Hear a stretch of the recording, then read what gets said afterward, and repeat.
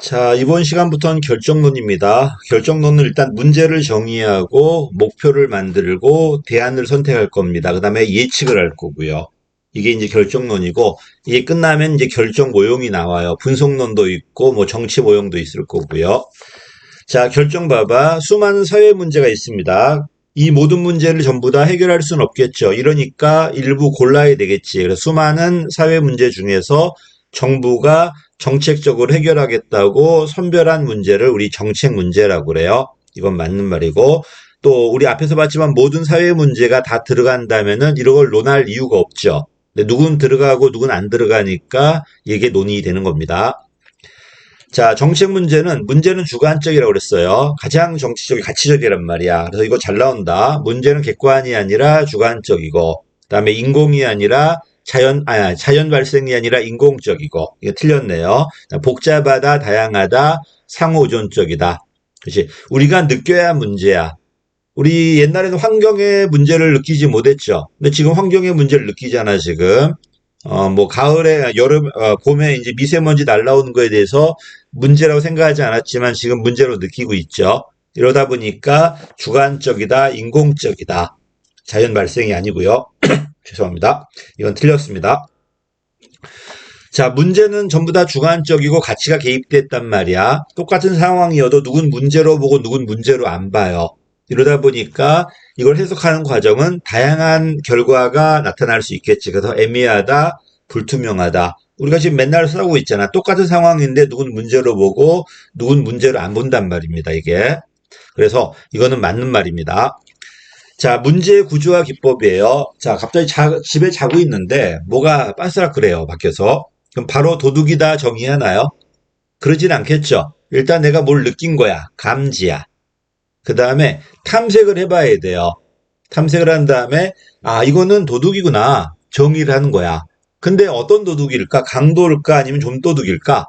이게 이제 구체화 시켜야 되겠죠. 두 문자가 감탐정구예요. 감지, 탐색, 정의, 구체화야.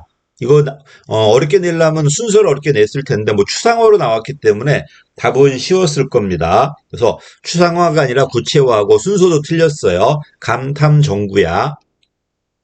탐지가 먼저 들어와야 되겠죠. 감지, 탐색, 정의, 구체화. 이렇게 내려갈 겁니다. 이런 게 이제 계속 나오고 있더라고요.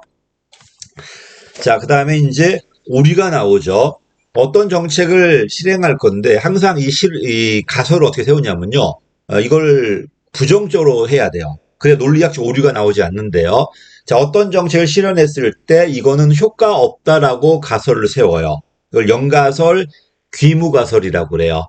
이게 참이면은 하면 안 되겠죠. 효과 없다가 참인데 이걸 기각해버리고 실행하고 있다. 그럼 잘못되고 있는 걸 하고 있는 거잖아, 지금. 이걸 뭐라고 그래?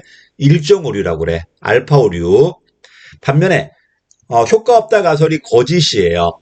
거짓이면 해야 되잖아요. 근데 하지 않는 게 뭐다? 이정 오류라고 그래요. 됐지? 그래서 일정 오류는 잘못된 대안을 선택한 게 일정 오류. 반면에 이종 오류는 옳은 대안을 선택하지 않은 게 이종 오류예요. 그다음에 3종 오류는 어떻게 되는 거야? 아예 문제 정의 자체가 잘못된 거야. 근본적 오류라고 그래요. 자, 보니까 효과가 발생하지 않았어. 근데 있는 걸로 나왔네. 그럼 이건 3종 오류가 아니라 몇 종 오류가 돼야 돼? 1종 오류야. 없는데 있게 나왔으니까요. 이건 1종 오류다. 반면 있는데 없게 나왔다면 2종 오류. 반면에 3종 오류는 문제 정의 자체가 잘못된 거야. 문제가 잘못되었기 때문에 아무리 좋은 대안 만들어봤자 의미가 없겠죠. 그래서 3종 오류는 문제 정의의 문제고 1종과 2종은 문제 정의는 잘 되었는데 대안이 잘못된 거죠. 대안의 문제야. 자, 이거 잘 나왔던 문제고요. 그다음에 효과가 있어. 있는데 없게 나왔네, 지금. 있는데 없게 보였지. 이건 1종이 아니라 뭐가 돼야 돼? 2종이 돼야 되겠죠. 없는데 있게 나왔으니까.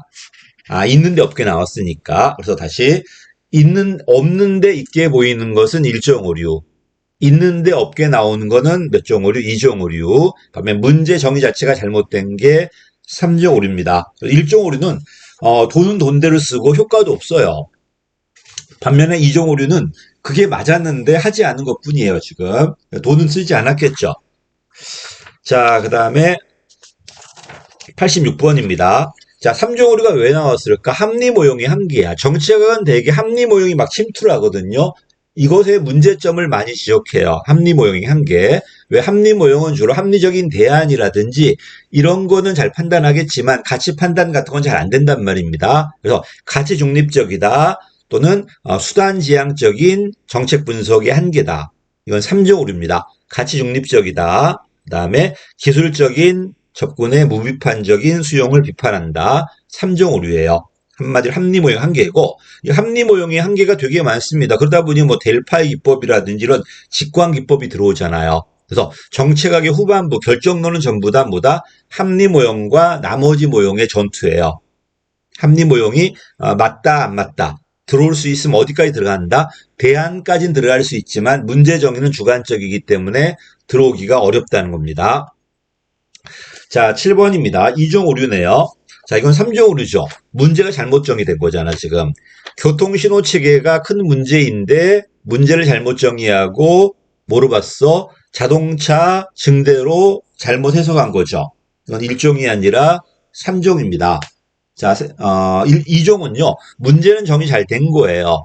이 문제를 해결하려고 도로 건설하는 게 맞았는데 이걸 기각해버리고 도로 건설하지 않는 게 뭐다? 이게 2종 오류입니다. 이건 틀렸습니다. 옛날에 답은 무조건 3종 오류만 답이었는데 요새 2종 오류, 1종 오류도 답으로 나오더라고요. 자, 2종 오류네요. 자, 연가설은 뭐다? 효과가 없다 가설이야. 효과가 없다 가설이 참이야, 지금. 실제로는 모집단의 특성이 연가설과 같다는 것은 효과가 없다는 거예요. 근데 이 효과가 없다는 것을 기각했다는 것은 지금 그걸 하고 있다는 거잖아. 그래서 88번은 뭐가 되는 거야, 이제? 이거는 1종 오류가 되겠죠. 다시. 연가설이 뭐라고? 효과 없다 가설이야, 효과 없다 가설. 효과 없다 가설이야. 그럼 모집단이 연가설과 같다는 소리는 이건 효과 없다는 소리예요. 근데 이걸 기각했다는 것은 이걸 무시해버리고 지금 그걸 하고 있다는 거잖아, 지금. 그럼 효과 없는 걸 지금 하고 있는 거잖아, 지금. 이게 이제 1종 오류. 다음에 2종 오류는 그게 효과가 있는 거야.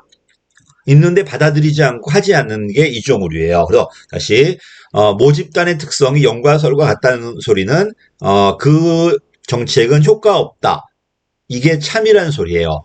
참이면 이걸 받아들여야 되잖아요. 인용을 해야 되는데 인용하지 않고 기각을 해버리고 그걸 하고 있는 거야, 지금. 이건 2종이 아니라 1종입니다.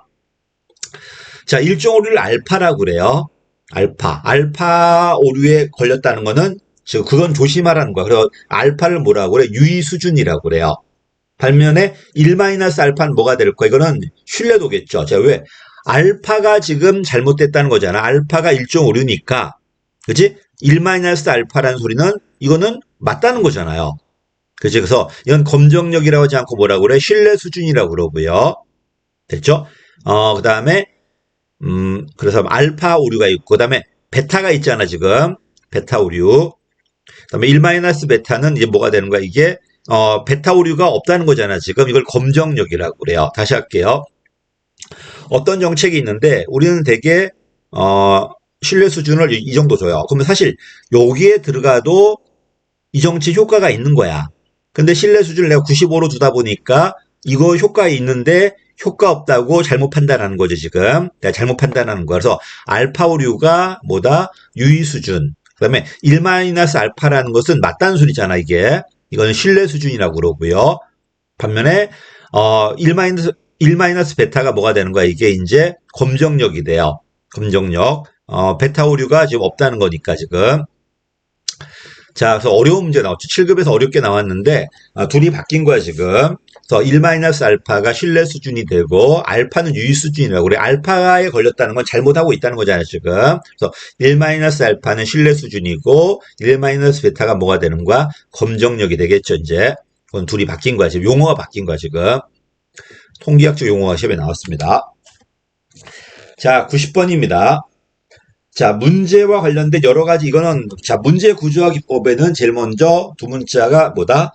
경분 계유가야. 경계를 분석하고, 경계를 잡아야 되고, 구성 요소 식별한 다음에 정의하고, 그 다음에 원인 찾아보고, 그 다음 내가 알고 있는 것과 비교해보고, 유추해보고, 이랬는데도 불구하고 여러 답이 나온다면은 가정은 하나를 합쳐봐야 되겠죠.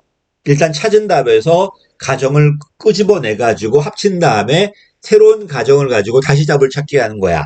그래서 구조화되지 않았다. 이런 가정들이 되게 많다 보니까 이거를 통합했다. 이거는 경계 분석이 아니라 뭐다? 가정 분석이야. 그리고 이미 찾은 답에서 가정을 거꾸로 끄집어내는 겁니다. 그래서 이전에 건의된 정책으로부터 오히려 가정을 끄집어내 가지고 다 가정이 다르다.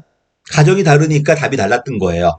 이런 가정을 하나로 합친다면은 다시 이걸 가지고 문제를 주면은 새로운 답이 나오겠죠. 가정이 합쳐졌기 때문에 이제 비슷하게 답이 나올 겁니다. 그래서 이거는 경계 분석이 아니라 뭐다? 가정 분석이야. 키워드가 그래서 뭐다?